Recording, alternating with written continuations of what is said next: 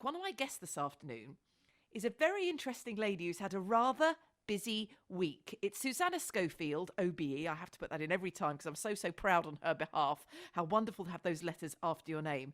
Who's chatting to me this afternoon about women's boxing. Now, Susannah, you are a regular guest to BBC Radio Kent, but I've never thought of your name and women's boxing would be in the same sentence. Tell us more. Well, hello, Erica. Hello. It's lovely to be back on. Lovely to be back on. Well, do you know, it's been quite a considered move, actually. It's not a sort of throwaway to the ring, for want of a better phrase. It has been it has. Yeah, thank you very much. I'm here all week. It has been considered, and I think for me it kind of culminates everything. So as you know, I've been professionally working for some 25 years, working in the commercial environment, and the last 7 of those in the sports world. But over the last 2 years, we moved the fan engagement app into boxing. So I've been privy to see what's going on, and I just think of all of the, you mentioned the OBE, which is incredibly flattering to have received, but I got that for helping women in business.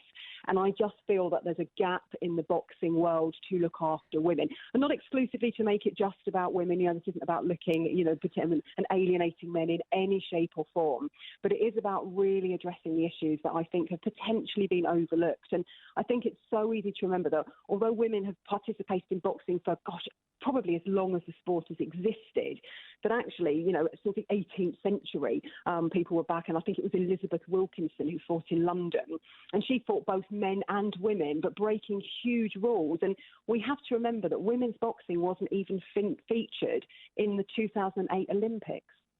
So it was only until, isn't it? So only until August 2009 saw the approval of the inclusion of women for the Games in 2012. And wow. The reason being, which is so shocking, is just because we were women and it shouldn't be allowed in 2009. And that for me is just that real moment of, we talk about progression, and Erica, I've got 2 beautiful young daughters who are 11 and 13, and they will have a career. It's a given. It's not whether they'll choose to work or not. Like, we've come on as a gender so far, but yet, it's been such a recent period of time that actually we've been given by the British Board of Boxing Control the right to fight and to be in the 2012 Olympics, which, it is interesting, really. And I think probably where my feel I really want to help is, we've read some horrible things about how women cyclists have been treated and women's gymnasts have come together. And I think it's those moments that I never want to see that again in boxing as more women enter into that. So I think there's been some amazing people. So Jane Couch, Jane Couch MBE, I should say, who was the first woman to ever get her licence. And she was licensed in 1998. And she fought, so she was refused. She fought so hard. She went back. She argued it. She went back again and again and again, and eventually finally got it, which is amazing. And she set the tone for what has now followed. But we have some incredible boxers out there. And I guess I just feel that if I can use my business acumen and put that with supporting women and my sports experience, then it kind of felt like the right time to do it. So, not going to attempt to pretend that I know how to box properly, but really, really want to help just bring this together and make it a safe sport. Well, if I could just mention, because obviously you say that you've helped women in business and that's why you've got your OBE, which is a wonderful thing we should always celebrate. But you're not suggesting, I'm presuming, that women in business get into the boxing ring to sort out their problems and their queries and questions. That's not how you're saying we should all work out our issues. This is a sporting thing that you're supporting, and you're getting it back there. Yeah.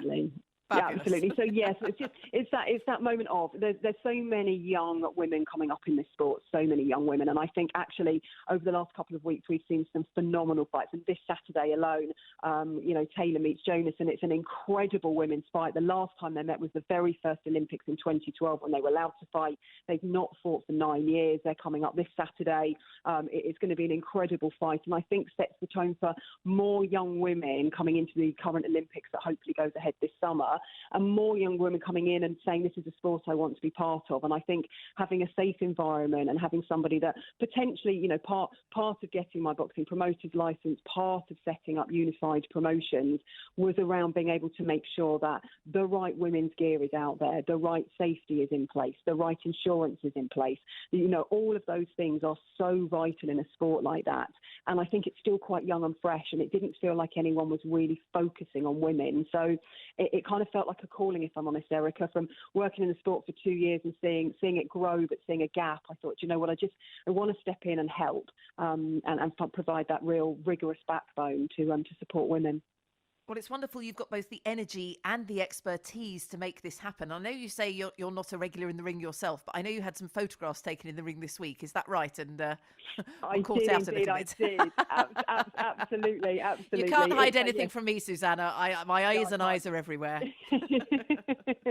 So no, it was good. It's been great fun, and I'm actually going to do a couple of weeks training with Anthony Crolla, who's the $1 million Crolla, that was an amazing boxer, and he's training some women. So I'm actually going to go to his gym, and we're going to do a couple of weeks of real, because I feel to really understand, you have to know the pressure that these people go through to dedicate to their sport. So I'm not for a moment suggesting I'll be taking any blows because I'm nowhere near. I'm just not of the caliber, but I am really keen to understand that the pressure, because a lot of these women work full-time jobs already. A lot of, they have to support, because there isn't the money in female boxing that there is in male. So this is a passion, it's a drive. But I think to really represent that and to try and get them good deals, good sponsors, etc., then you have to understand how hard it is and the dedication. And we've been very lucky with Unified Promotion that we have got an 8-fight night TV deal with Sky, that we can, a Sky platform, that we can actually really start to showcase some of these. And that's been incredibly lucky to launch Unified Promotions with that deal. And I think as a result of that, it's just want to showcase, want to shout about it and say, if there's a next generation coming up, how do we nurture that and make sure that it's all in place correctly? Just remind us again, of course, as always on this show, we're up against the clock, and I'm beholden to the news and things at 1:30. So you'll have to excuse me in a moment for saying goodbye to you, Susannah. But just remind us again, how soon can people actually enjoy these matches? If you're a fan of boxing and want to see some women's boxing, back where it should be, it's quite shocking, as you say, when you say there that it hasn't really been a priority. And when you think about it, there's so many boxing matches I'm used to seeing promoted, but I haven't seen any women's boxing matches. And when you say it, it sounds so obvious. You're like, do you know what? I haven't seen that. You're absolutely right. How soon will that be on our televisions and back in its prime time, or be able for people to be able to buy tickets to events to actually come along and support this sport in the way we should have always been doing? Completely. Well, there is some women's boxing happening. So this Saturday night, actually, on Sky, under the Derek Chisora and Parker card, there will be a female fight, which is a phenomenal fight. As I say, it's Taylor versus Jonas. They haven't met each other since the 2012 Olympics, and it was an epic fight. Then they've both gone on and had phenomenal careers. But for Unified Promotions, we'll be offering we'll be producing female-only cards. So we're really nurturing towards, and that will kick off in September.